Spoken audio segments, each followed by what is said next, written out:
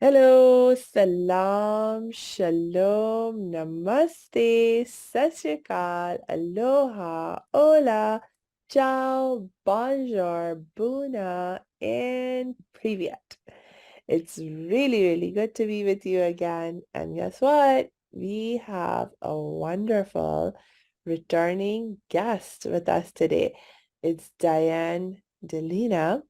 And if you remember her first episode, we talked about ADHD Solutions because she is the founder of Sexuality and ADHD Solutions. So last time we focused on the ADHD part of her work, and today we are going to learn something about the sexuality part of her work because she's also an erotic blueprint coach. And actually what? Before I do any more talking, I'm going to invite Diane to jump in and tell us more about who she is and what she does. Welcome, Diane, and welcome back. Thank you very much, Samia. I appreciate that. Yes, I do work with people who have different brains, not always just ADHD. Sometimes they're geniuses. Sometimes they're have mild autism. There's a lot of different things on the spectrum of mental disorders.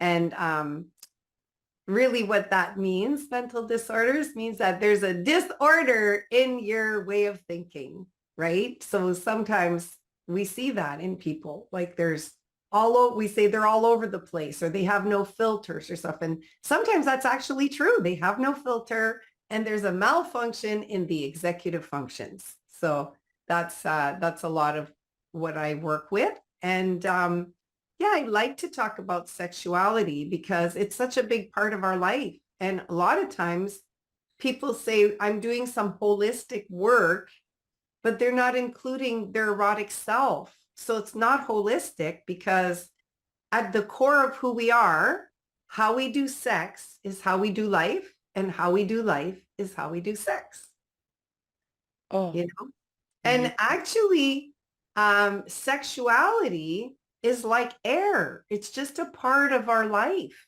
It's who we are, and we need sex. There's so much research on the health benefits of sex.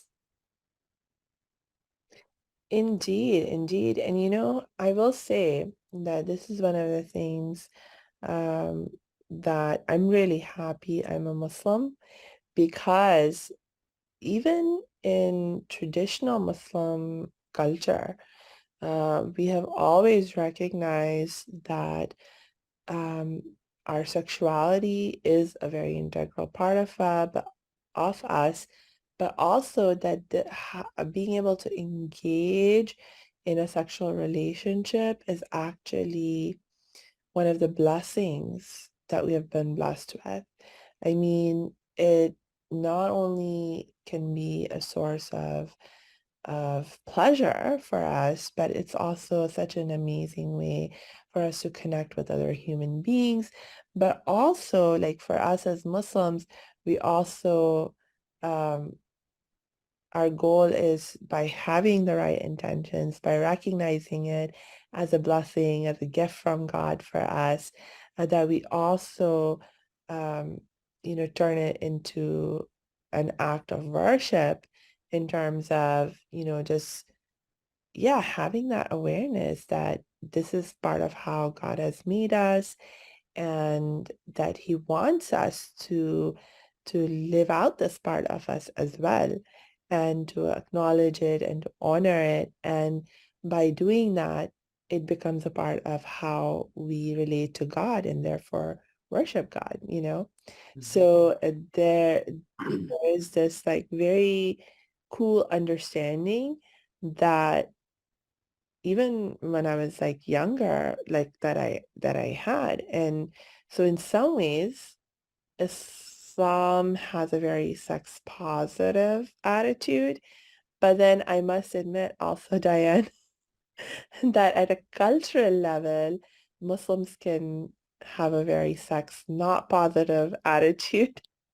And so I'm happy to have you on my show today to talk about, how we can open up the communication about sex and do it in a way that's safe, because it's not, um, I mean, there's so many important reasons, like you have been hinting at, that we need to have the sex conversation, and we don't, and can get us into all kinds of trouble.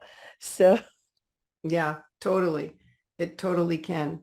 And um, one thing though that you mentioned that's absolutely crucial is the intention. What is your intention for having sex, mm, right? And what is sex? It's not the same thing to everyone, mm, tell me right? more So about that. Yeah. Hey, thanks for tuning into this episode. Hope you're getting value out of it. For your information, this episode has been sponsored by the Happiness 101 program. Are you a change maker, coach, trainer, or healer? Are chains of fear holding you back from making the impact and income you desire? Using a unique combination of positive psychology and the spiritual wisdom of our most effective change makers, the Happiness 101 program helps you break through your limiting beliefs and manifest the abundance and success you desire with fun and ease. Interested? Book a free Happiness 101 exploration call with me, your happiness expert, Samia Bano. Just use my online calendar link in the show notes. Now, back to the show. the intention is everything. So when you spoke about, having that spiritual lovemaking experience, that's one type of sexuality. Mm, And we call that an energetic in the erotic blueprints. The energetic is more about the connection, about, working with our energy, about bringing each other to a heightened level, almost an out of body experience, so spiritual. And, Tantra talks a lot about that, mm, is all about that heightened spiritual experience, that real art of lovemaking, of spending the however time it takes to explore the entire body to see exactly where the pleasure points are and so on. And that's a beautiful connection between two people. However, I've learned that most people don't even know about that. mm. We rarely see that in social media, in the movies. And how often did your parents talk about sex to you and the art of lovemaking? Never, never. I mean, that's what Mhm. I'm saying, is that, as a culture, and now I'm talking about my Indian Pakistani culture, you know, it's a hugely taboo issue. Like, you never um really talk about sex. And not only do you not talk about it in the context of my family trying to teach me about it, but like even in schools, because I didn't come to America until I was almost 18. So all of my schooling happened in different countries in Asia, uh, India, Pakistan, Middle East, and over there you don't even have sex ed. And people would freak out if, like our parents would freak out if they thought their children were being taught about sex in school. And it's just a very strange situation where, like, for example, until I was, I think in college maybe, and I was taking a human biology course, um, I didn't even know what happened when people had intercourse. I mean, I'd heard the word, but I didn't know what actually happened in the context of intercourse. And until I took that human biology class, I had no idea about the process of reproduction, our biology, in that context. And it's just very, very strange to me now as I think about it, especially from, as I said, the perspective of being a Muslim. Yeah, And the yes, religion aspect of mhm, it makes it a very beautiful and important yes, thing. And then the yes, cultural aspect totally denies it almost. yes, yes. That is very contrary. Hmm. Yes, because actually after I came to America, in so many ways, things opened up for me, and I actually got to research much more deeply about Islam and different understandings of Islam. And it was here in America that I found that there's actually literally books and books written about issues relating to sexuality in Islam. And a lot of that content is actually going back, like the original sources are going back to the time of the Prophet Muhammad. And in fact, the Prophet Muhammad himself spoke openly with his people about issues of sexual health and things like that. And it's all been documented. Mhm. But in my Muslim education, my first 18 years of life, I never even heard about that, you Interesting, know? eh? So, like, even as a Muslim, I wasn't allowed to learn about those teachings of Islam. Yeah. Very Yeah. strange. And there are other cultures who also don't talk about it, don't do. And the funny thing is, like, it's such an important part of life. So what do you do when you actually have sex with someone? Like, how would you know what to do? Is it Uh-huh. like, are you expected to just know everything naturally? I don't know, but I mean, really, it's a question mark because I'm not married yet. And so there has been no occasion, like in terms of the official. I guess in some ways, when it comes to taboo topics like this in our culture, the assumption is like need to know, like you'll be told what you need to know. So, I mean, I have assumptions that if I was to get married, at some point, some elder in the family probably, or some older, like married sister or something like that, would probably come up and give a little sex ed talk. But I have no idea because I have not needed to know because I have not even been close Well, to, you know. I can tell you that, from all the couples that I've worked with, and in this past year, I've worked with tons of Indian couples, Uh-huh. tons. And some Muslim, some not Muslim.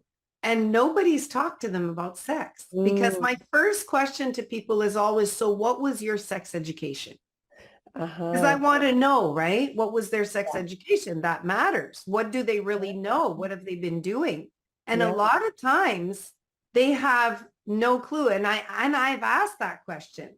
Has Mm, anybody like educated you on this? Was there a course that included this before you got married or anything? And I've always gotten no. yeah. So what happens often is initially it's new and it's different and they go with the flow of whatever. But the problem is that sometimes they don't like what's being done or they're feeling uncomfortable and they don't know how to say anything. Yes. So they just like think like this is it and you have to go with it. Like they don't even know that they can say, well, let's have the conversation before we have sex so we can kind of talk about what we might want to do and what we might not want to do and where do we start, Right. right? Because before people get married, I've asked this question as well. They plan their finances. They plan years for their wedding. They Mm, plan like to have children, even if they don't want them.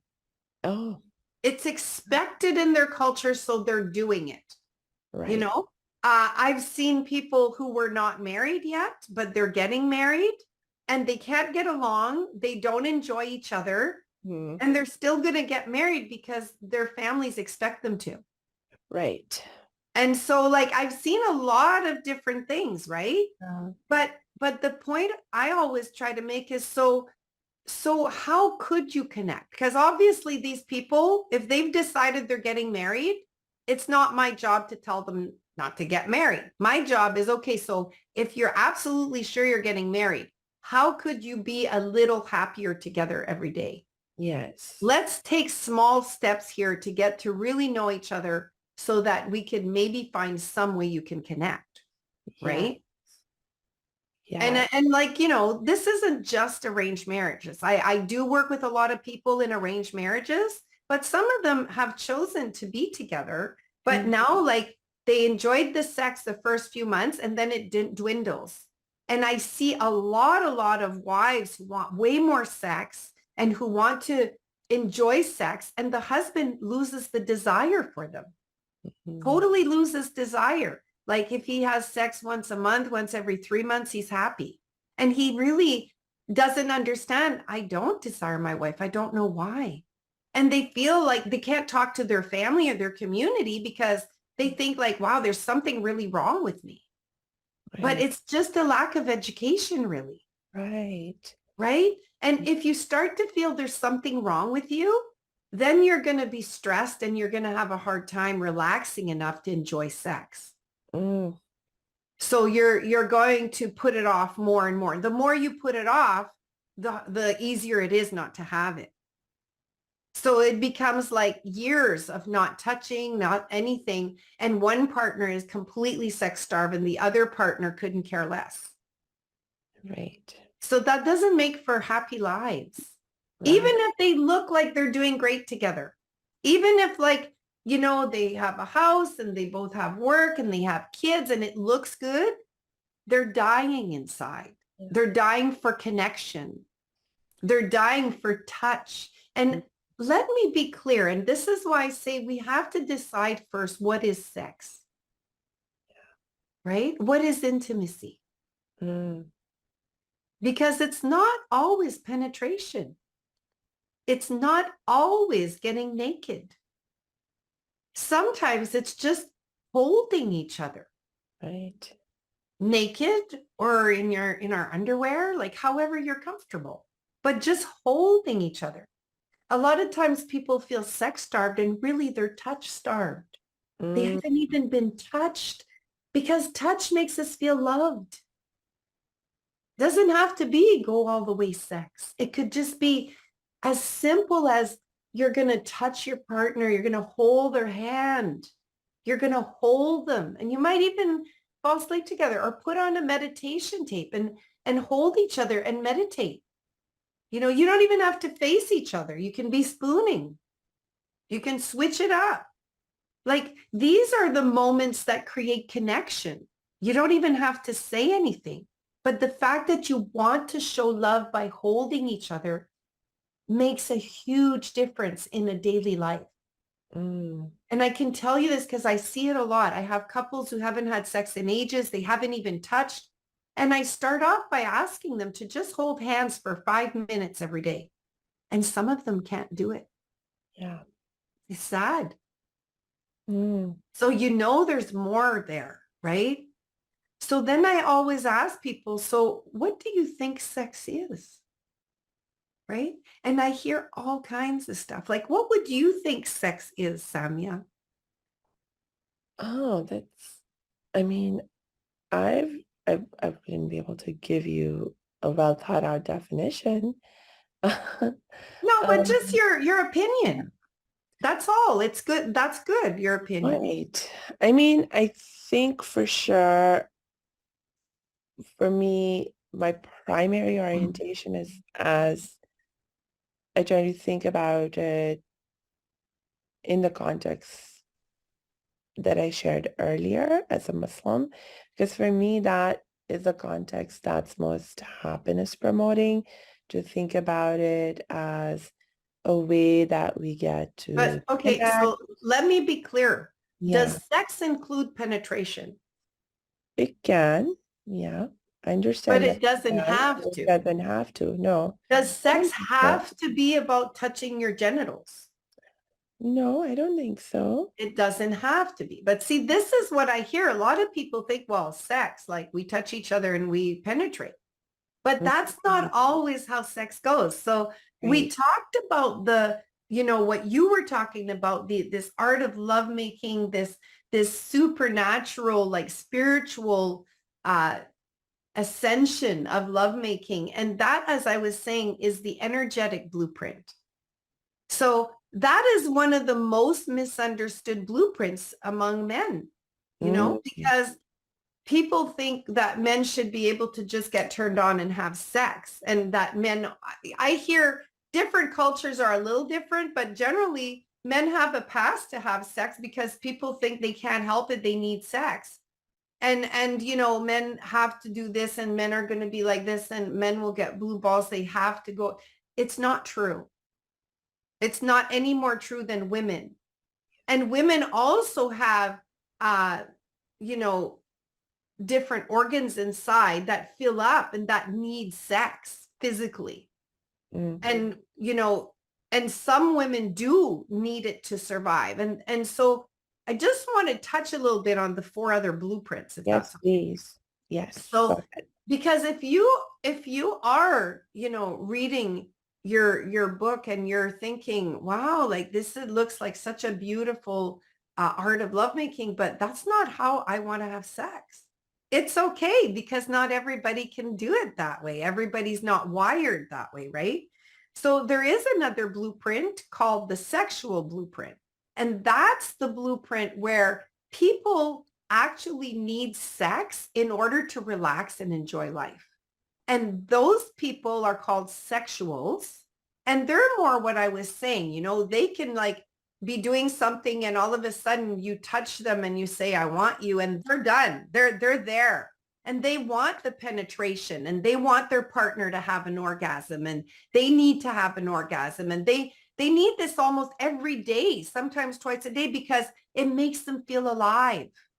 And when they don't have sex, they get depressed. They feel like they're not good enough. They think there's something wrong with them. Like it becomes very bad. But sometimes they're ashamed to ask because, they just want the sex and they don't understand. But that's just because they're a different blueprint. Mm. And that's the way they're wired. Now, can they learn to be a little patient and meet their partner if their partner's a different blueprint? Yes. And that's why we need to talk about our sex life before we get married and make a plan. A failure to plan is a plan to fail. So if you haven't planned out to have a great sex life for the rest of your life and follow the plan consistently, it's going to fail. And a lot of divorces happen because people stop having sex. Next thing you know, they're feeling like they're not loved. They're disconnected. They end up having a divorce. Yeah. It's avoidable, Right. right?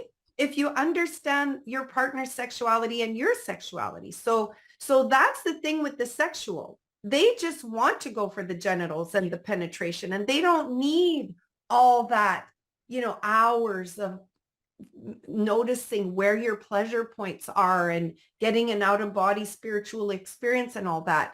Often they don't even understand that because they don't feel that. And Mm. you can do little touch games to see who can feel what, right? I have a whole little party of touch games where we check, like we bring in all kinds of stuff and we do it on ourselves. If you have a partner, you can do it with your partner. You don't have to get naked or nothing, but it's fun. If you ever want to do a segment on touch games, I'm open to that. But so this is the second type, the sexual. Now the third type is a sensual. And a sensual, as the word says, needs to have all of their senses included in the art of lovemaking. Mm. So they are looking for odors and what they see and what they hear and what they feel and sensations on their body. So, they may like to be on a soft blanket, a furry blanket, because that's tactile and it feels good on their skin. And they may like massaging It's actually might be arousing to them.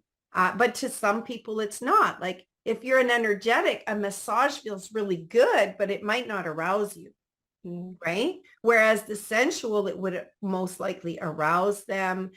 They might want to have the lights on so they can see everything. Unless they have shame and they feel body conscious, then they want the lights off.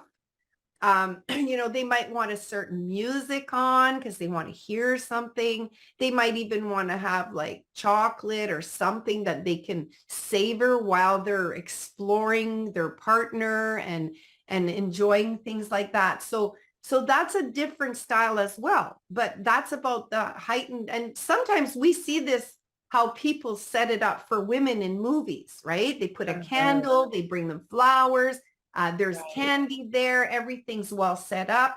That's the sensual, right? But that's one of 5 blueprints. You may not be a sensual. Everybody's not, right? And you may have some of all the blueprints because really we have a little bit of all of that, but we usually have one that's stronger, that we're more content in. So the idea is to explore. And there's a quiz you can do for that. I can leave you the quiz if people want to click on it and go check it out. Part of it is free, but you can pay a little bit and get a more elaborate one if you want. But just take the free one. You might find out something about yourself, right? And then, so the thing with the sensual is if something goes off, like let's say the music stops or a different music comes on, or the candle goes off, they get distracted now and they're not in the mood. It messes with their mood because as we saw in the sexual who needs sex to relax, the sensual needs to relax in order to be able to enjoy sex. So they're very different, right? Yes. Like to the sexual, sex is like air. And to the sensual, sex is to be enjoyed when everything's perfect. So if there's a pile of laundry on the floor, that may distract you so much you can't get into the mood, Like I said, if the music stops, you might need to go and put some more music on. So I would say just go with it because sometimes the partner starts to get upset. Oh my God, like you've gotten up 3 times now. Like, do you want to do this or not? Well, that's not going to help.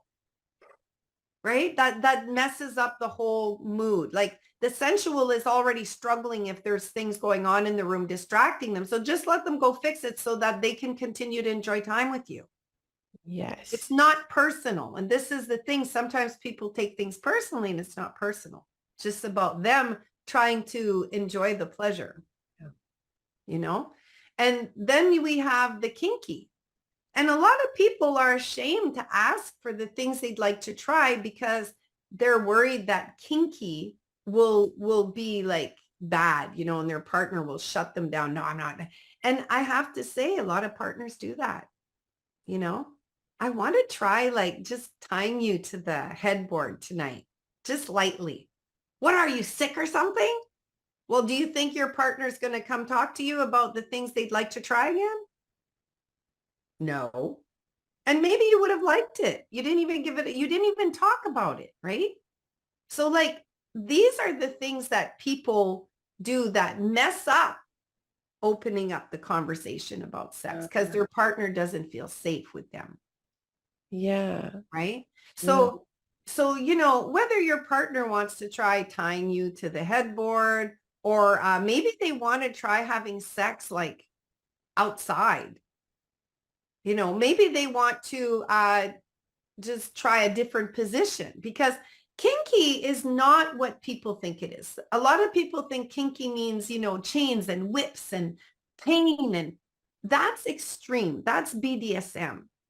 You don't have to go into all that stuff to be kinky. Like, I think I'm pretty kinky and I don't like pain, Whereas if you look on my, I'm just started a YouTube channel and it's called Coach Diane D. And there's a playlist on there called Sexuality Misconceptions with Diane, which you're going to be on in a few weeks. But the first one on there, which is the only one on there right now, is my interview with Kismet, Kinky Kismet. And Kismet loves to be slapped and stuff. And she doesn't come from abuse. And she never had like sexual trauma. She just one day realized when she hurts herself, it turns her on. Right. So she talks about it pretty candidly in a 45-minute interview. And, and I was so happy that she was openly talking to us about the things she enjoys and how her discoveries and stuff, because, we need to stop putting shame around people who like something that's different than us.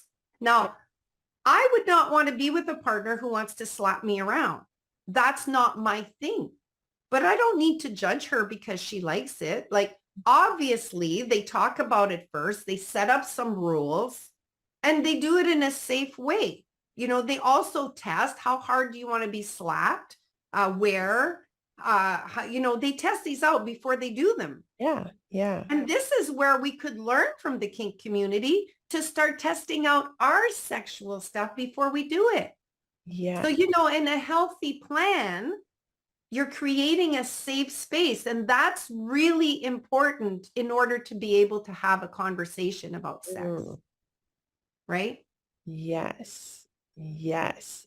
So can you tell me a few other tips for how do you open up that safe communication? I mean, if there's any other that you want, any other tips that you want to share? Sure. Well, first I should say there's one more blueprint, the fifth one. Okay. It's the shapeshifter, and it's when you are in all of these. These are all like at a high level, and you could actually be very versatile. You could match with anyone. And the problem here is that somebody who can jump around will enjoy that with someone, but then they never get fully satisfied because they don't ask for what they need. So it's important to ask your partner, do you like this? Would you like me to try it harder? Would you like me to try it softer? Would you like me maybe to take a piece of fur or a feather? Do you think that would heighten your pleasure? Where do you like this feather? Do you like it on your head? Do you like it on your face? Do you like it on your back, on your neck, in your arms? Like, explore, right? But how to open up the conversation, that's really important. How to make it safe. It starts in your daily life. So how much do you listen to your partner? Like, really hear them? How much do you have a good communication where you feel heard and they feel heard? How much are you able to be like a team? Because what I see a lot of, which is sad, but it's because of what we see in movies and cultures, is women who are very domineering and who are constantly telling a man what he does wrong, that he's not good enough, that, well, why would that man want to have sex with you? You're talking to him as though you're his mother. Like, he's not your child. Stop doing that. That's number one, right? So if you are constantly like, and I talk about the ABCs, the accusing, assuming the worst of your partner, blaming your partner, criticizing your partner, comparing your partner, like these are all relationship killers. Right. Even like doing things out of obligation. Obligation equals resentment. So if you're forcing your partner to do things, to buy that fancy house when the house you have is perfectly fine and you can afford it, that one he's going to have to work twice as hard, or you're both going to have to be so busy at work you won't see each other. What's really important, your relationship or a bigger house? Like, people today want ridiculous things, right? Why do you need like 2 Cadillacs in the yard, right? A Kia would do just as good. No, but you know what I'm saying? I know what you're saying. Put your friggin' relationship first. Yeah. Before you do things, before you buy things, before you talk to the kids about stuff. How will this impact our relationship? That's the question you have to ask before everything. Yes.